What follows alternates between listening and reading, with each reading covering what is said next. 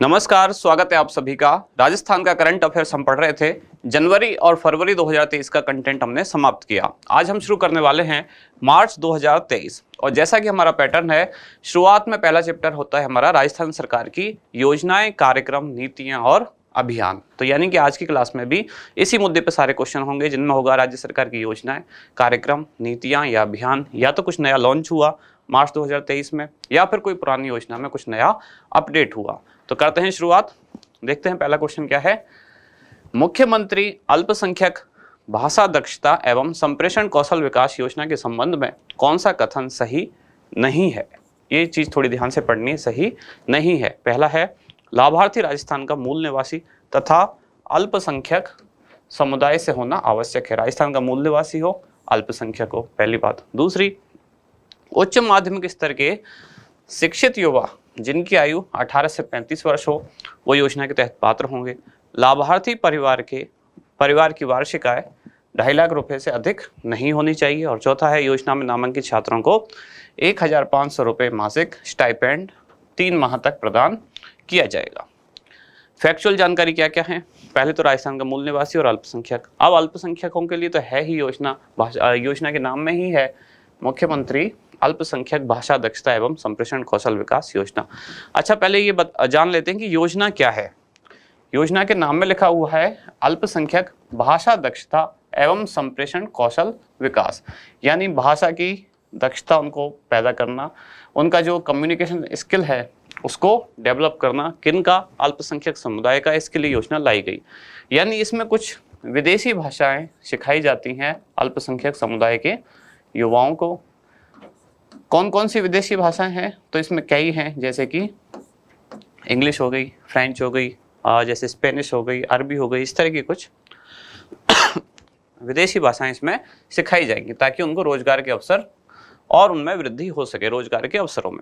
अब इसमें से कौन सा कथन सही है? तो पहली बात तो राजस्थान का मूल निवासी होना जरूरी है और अल्पसंख्यक समुदाय से होना भी जरूरी है, यानी कि पहला कथन सही है। दूसरा है, उच्च माध्यमिक स्तर के जो शिक्षित युवा हैं तो उनकी आयु 18 से 35 होनी जरूरी है, ये बात भी सही है। लाभार्थी के परिवार की वार्षिक आय 2.5 लाख रुपए से अधिक नहीं होनी चाहिए, तो ये बात गलत है। इसमें जो लिमिट है आय की वो 2.5 लाख नहीं, वो रखी गई है 8 लाख रुपए। और योजना में नाम छात्रों को 1,500 रुपये मासिक स्टाइपेंड 3 माह तक प्रदान किया जाएगा, यानी कि कुल अधिकतम कितने रुपए? 1,500 रुपये प्रति माह, यानी कि अधिकतम 3 महीने में कितने होंगे? 4,500 रुपये। तो कौन सा कथन सही नहीं है? सी। योजना क्या है कि अल्पसंख्यक समुदाय के युवाओं को कुछ विदेशी भाषाएं सिखाई जाएंगी, जैसे कि अंग्रेजी, फ्रेंच, जर्मन, स्पेनिश। इसका उद्देश्य क्या है कि उनका कम्युनिकेशन स्किल डेवलप हो सके ताकि रोजगार के अवसर उनके लिए ज़्यादा उत्पन्न हो सके। मुख्यमंत्री आश्रित सेवा योजना का उद्देश्य है वरिष्ठ नागरिकों को उनके जीवन काल में एक बार तीर्थ यात्रा कराना, आवागमन में असमर्थ लाभार्थियों को घर बैठे जन कल्याणकारी योजनाओं से जोड़ना, दिव्यांगजनों हेतु आवश्यक उपकरण उपलब्ध कराना, और चौथा ऑप्शन है वरिष्ठ नागरिकों तथा दिव्यांगजनों को स्वास्थ्य संबंधी सेवाओं के प्रति जागरूक करना। तो पहला कथन तो आप समझ ही गए होंगे, ये है वरिष्ठ नागरिक तीर्थ यात्रा योजना, यानी कि मुख्यमंत्री आश्रित सेवा योजना का उद्देश्य तीर्थ यात्रा से बिल्कुल भी नहीं है। दूसरा है, आवागमन में जो असमर्थ है ऐसे लाभार्थियों को घर बैठे जन कल्याणकारी योजनाओं से जोड़ना। तो ये हो सकता है दिव्यांगजनों हेतु आवश्यक उपकरण उपलब्ध कराना, तो आश्रित सेवा में हो सकता है ये भी हो। और थर्ड ऑप्शन है वरिष्ठ नागरिकों और दिव्यांगजनों को स्वास्थ्य संबंधी सेवाओं के प्रति जागरूक करना। तो ये तीनों ऑप्शन हमको मिलते जुलते लग रहे हैं, लेकिन इसका उत्तर क्या है? आश्रित सेवा का मतलब है ऐसे व्यक्ति या राजस्थान के ऐसे नागरिक जो आश्रित हैं दूसरे पर। आश्रित कैसे हैं? वो आवागमन में असमर्थ है। वो योजनाओं का लाभ लेने के लिए, अपने आप को पंजीकृत कराने के लिए सरकार द्वारा जो केंद्र बनाए गए हैं वहाँ नहीं जा सकते हैं, तो उनको उन योजनाओं का लाभ घर बैठे दिया जाए, इसके लिए योजना शुरू की गई मुख्यमंत्री आश्रित सेवा योजना। और ये भी कब शुरू की गई?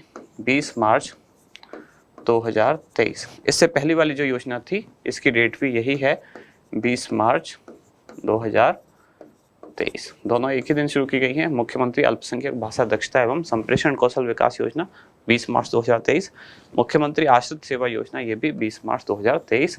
और मार्च 2023 का करंट अफेयर्स हम पढ़ रहे हैं, तो इसलिए मार्च में जो योजना शुरू हुई वही यहाँ हम देखेंगे।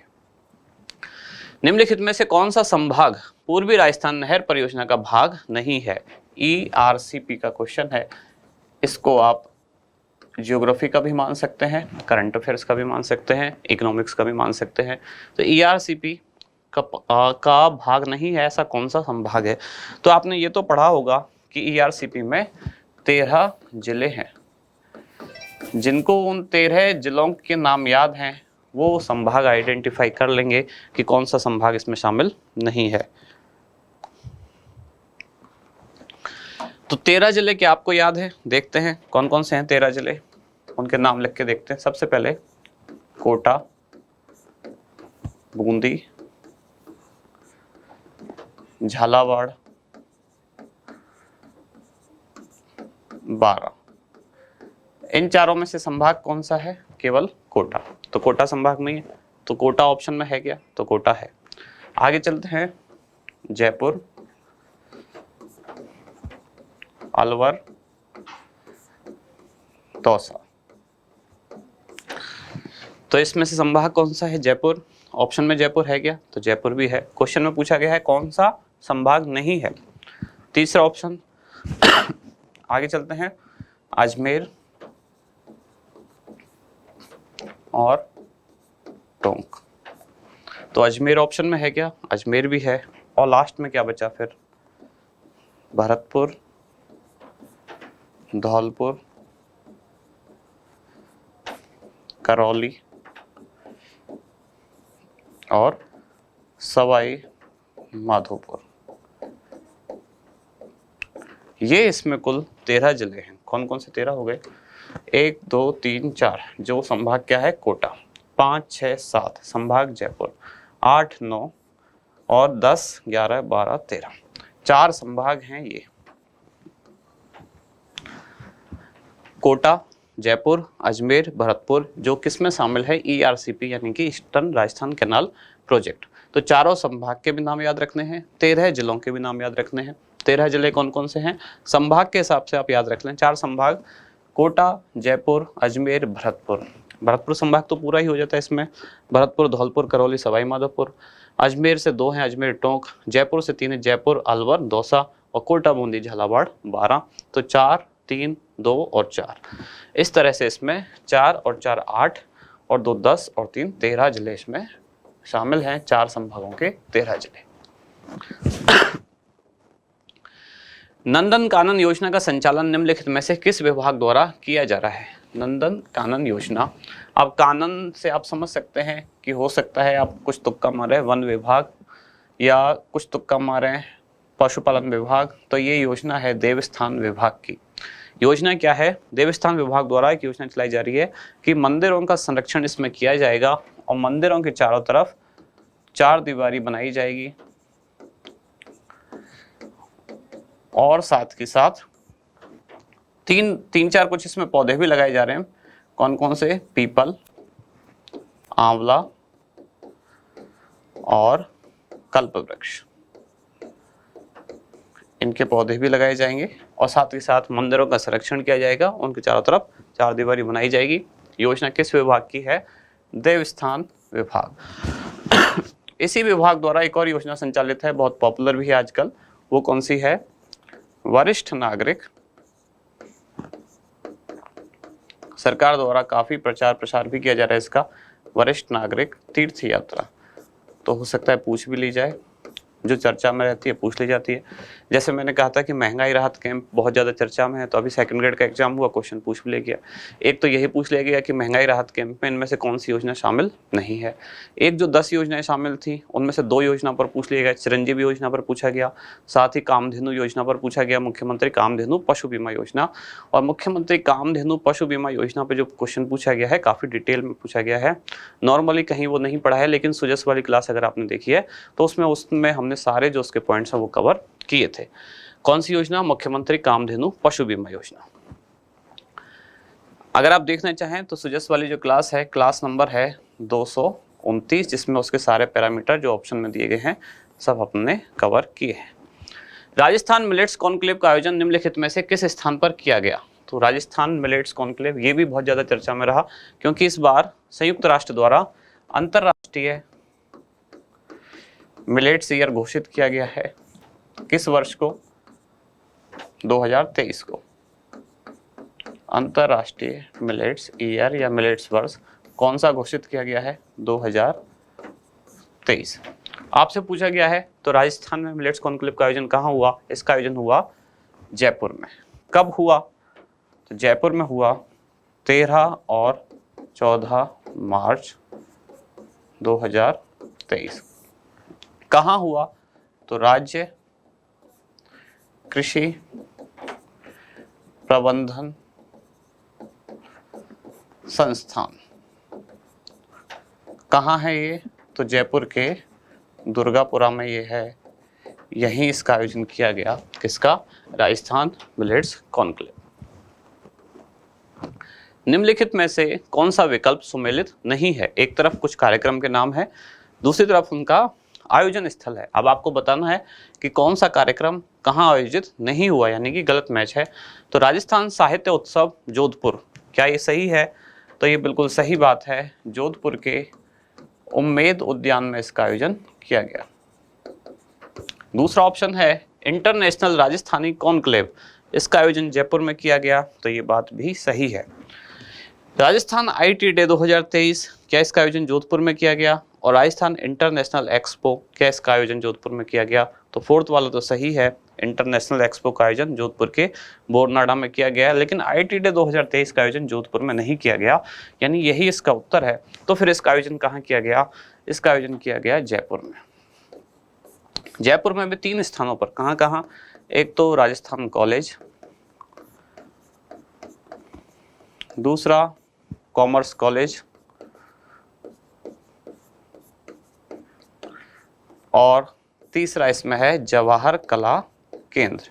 इन तीनों जगह इसका आयोजन किया गया, जिसमें एक 36 घंटे की हैकाथॉन रखी गई, एक जॉब फेयर भी रखा गया, एक स्टार्टअप एक्सपो भी रखा गया। किसके तहत? Rajasthan IT day. ये कब से कब था? ये 19 से 21 मार्च तक शायद इसका आयोजन किया गया। 21 है या 20 मार्च है? 19 से 21 मार्च जहाँ तक मुझे याद आता है इसका आयोजन किया गया। सही है, 19 से 21। बढ़े आगे अगले क्वेश्चन की तरफ। स्मार्ट शाला कार्यक्रम का संचालन राजस्थान स्कूल शिक्षा परिषद द्वारा निम्नलिखित में से किस संस्था के सहयोग से किया जा रहा है? Sampark foundation, Anil Agarwal foundation, Yes Bank या फिर UNFPA। अब ये वाला क्वेश्चन भी पूछ लिया गया था, अगर आपको याद है सेकंड ग्रेड वाला एग्जाम जिन्होंने दिया है, तो United nation fund for population activities, तो किस विश्वविद्यालय के साथ इसने समझौता किया था या MOU हस्ताक्षरित किया है? तो मैंने कई बार कहा कि MOU वाले क्वेश्चन आजकल पूछे जा रहे हैं। पहले ये पूछा गया अनिल अग्रवाल फाउंडेशन या वेदांता समूह, ये नंदघर परियोजना में पूछ लिया गया फर्स्ट ग्रेड में। अब सेकंड ग्रेड में पूछ लिया गया है कि UNFPA ने राजस्थान के किस विश्वविद्यालय के साथ समझौता पत्र MOU हस्ताक्षरित किया। अब यहाँ पूछा गया है कौन से फाउंडेशन के साथ राजस्थान स्कूल शिक्षा परिषद यानी कि Rajasthan council for school education RCSC ने समझौता पत्र हस्ताक्षरित किया है। ये है संपर्क फाउंडेशन। यस बैंक का के साथ क्या था? तो ये था राजशील पोर्टल। इसका उत्तर था हरिदेव जोशी पत्रकारिता विश्वविद्यालय जो है जयपुर का, उसने United nation fund for population activity यानी कि UNFPA के साथ समझौता पत्र हस्ताक्षरित किया है। हमने हमारी जो मैराथन वाली क्लास थी वहाँ भी ये क्वेश्चन रखा था और पहले भी हमने कई बार इसको डिस्कस किया है। वैसे भी MOU वाले क्वेश्चन इंपॉर्टेंट है, सेकंड ग्रेड में पूछे गए, फर्स्ट ग्रेड में पूछे गए, हो सकता है RS में भी पूछ लिया जाए, तो थोड़ा सा आपको ध्यान से रखना है। जहाँ जहाँ भी आप देखें कि किसी संस्था के साथ MOU हस्ताक्षरित किया गया है और अगर वो कोई वैश्विक स्तर की संस्था है तब वो जानकारी और इम्पोर्टेंट हो जाती है, इसलिए ये पूछा गया है। RS प्रीलिम्स में पहले विश्व बैंक के सहयोग से कौन सी योजना संचालित है, ये पूछ लिया गया, अटल भूजल योजना। अब इस बार सेकंड ग्रेड में UNFPA के सहयोग से जो समझौता पत्र हस्ताक्षरित है ये पूछ लिया गया। हो सकता है इसी तरह का कुछ और आगे पूछ लिया जाए। संपर्क फाउंडेशन, इसके सहयोग से 8 जिलों में ये कार्यक्रम शुरू किया गया और कार्यक्रम क्या है जिसमें स्मार्ट शाला यानी कि जो विद्यालय हैं उनमें डिजिटल तकनीक का उपयोग किया जाए, ज़्यादा से ज़्यादा उनको स्मार्ट बनाया जाए, तो तकनीक का ज़्यादा से ज़्यादा उपयोग विद्यालयों में किया जाए। इसके लिए संपर्क फाउंडेशन के साथ राजस्थान स्कूल शिक्षा परिषद ने एक समझौता पत्र हस्ताक्षरित किया है। राजस्थान कौशल एवं आजीविका विकास निगम द्वारा इंडस्ट्रीज कनेक्ट 2023 का आयोजन निम्नलिखित में से किस स्थान पर किया गया है? किशनगढ़, भीलवाड़ा, भिवाड़ी या फिर बालोतरा? तो इसका सीधा सीधा उत्तर है कहाँ आयोजन किया गया है? तो अलवर के भिवाड़ी में। ऑप्शन में भिवाड़ी ना हो तो अलवर सही है, और अगर भिवाड़ी है तो वही सही है। भीम 8 प्रोजेक्ट किस जिले में संचालित है? अलवर, दौसा, श्रीगंगानगर या बीकानेर? उत्तर है इसका दौसा। दौसा में ही संचालित है मिशन आर्या, और मिशन आर्या के तहत ही संचालित है भीम 8। मिशन आर्या किससे संबंधित है? ये है विद्यालयों में गुड टच और बैड टच की जानकारी देने के लिए। और भीम 8 किससे संबंधित है? कुपोषण प्रबंधन, यानी कि स्वास्थ्य देखभाल, बच्चों की स्वास्थ्य जांच, इससे संबंधित है भीम 8। सॉरी। मिशन सितारे नामक कार्यक्रम का उद्देश्य क्या है? विद्यालय नामांकन में वृद्धि, प्रशासनिक सेवाओं की परीक्षा की तैयारी हेतु मार्गदर्शन प्रदान करना, बच्चों में कुपोषण प्रबंधन और टीकाकरण करना, ग्रामीण क्षेत्रों से खेलों में अच्छा प्रदर्शन करने वाले खिलाड़ियों का चयन करना। तो मिशन सितारे ये बीकानेर संभाग में संचालित है, बीकानेर से संबंध है इसका, जिसका उत्तर है प्रशासनिक सेवाओं की परीक्षा की तैयारी करने वाले जो विद्यार्थी हैं उनका मार्गदर्शन करना। अब पुरानी जो हमारी क्लास थी कल वाली, उसको एक बार रिवाइज कर लेते हैं फटाफट से कि खेलो इंडिया यूथ गेम्स के 5वें संस्करण में राजस्थान कौन से स्थान पर रहा? तो राजस्थान रहा इसमें चौथे स्थान पर। कुल 48 राजस्थान ने इसमें पदक जीते, जिसमें 19 थे स्वर्ण, 10 थे रजत और 19 थे कांस्य पदक। खेलो इंडिया यूथ गेम के 5वें संस्करण में कांस्य पदक जीतने वाली योग्या सिंह का संबंध किस खेल से है? तैराकी से इनका संबंध था, और जोधपुर जिले से इनका संबंध है। खेलो इंडिया यूथ गेम के 5वें संस्करण में राजस्थान की बास्केटबॉल टीम, पुरुष वर्ग की बास्केटबॉल टीम ने किस टीम को हराकर स्वर्ण पदक जीता? तो तमिलनाडु को हराकर बास्केटबॉल टीम ने स्वर्ण पदक जीता। राजस्थान डेल्फिक खेल 2023 का आयोजन कहाँ हुआ? तो जयपुर के जवाहर कला केंद्र में आयोजन हुआ, और कला एवं संस्कृति क्षेत्र में डेल्फिक खेलों का आयोजन करने वाला राजस्थान पहला राज्य बना। खेलो इंडिया शीतकालीन गेम्स 2023 में राजस्थान 17वें स्थान पर रहा। इनका आयोजन कहाँ हुआ? तो गुलमर्ग। कहाँ है गुलमर्ग? जम्मू कश्मीर। खेलो इंडिया यूथ गेम के 5वें संस्करण में स्वर्ण पदक जीतने वाले युग चिलानी और अभिनंदन खंडेलवाल का संबंध किस खेल से है? इन दोनों का संबंध है तैराकी से। ये हैं उदयपुर से, और अभिनंदन कहाँ से हैं? जयपुर। 71वीं सीनियर नेशनल वॉलीबॉल चैंपियनशिप में राजस्थान की पुरुष टीम ने कौन सा स्थान हासिल किया? पुरुष टीम ने पहला स्थान हासिल किया, महिला टीम ने चौथा स्थान हासिल किया। पुरुष टीम ने 42 साल बाद स्वर्ण पदक जीता, इसलिए भी जानकारी इंपॉर्टेंट है। किसको हराया? सर्विसेज को हराया। और टीम के कप्तान कौन थे? कप्तान थे दुष्यंत जाखड़।